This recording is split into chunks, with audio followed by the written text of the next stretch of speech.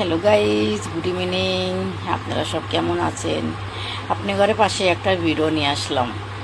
তো বন্ধুরা, আপনারা সব আমার ভিডিওটা ধ্যান দিয়ে শুনবেন। সবাই বলছে যে আমাকে সাপোর্ট করো, আমাকে শেয়ার করো, তোমাদের আমরা এঙ্গেজমেন্ট বাড়া দেব, ফলোয়ার বাড়া দেব। তো এইরকম বলছে।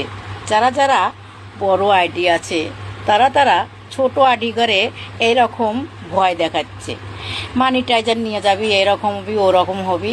তে আমি বলছি এরকম ভয়ের কোনো কারণ নাই।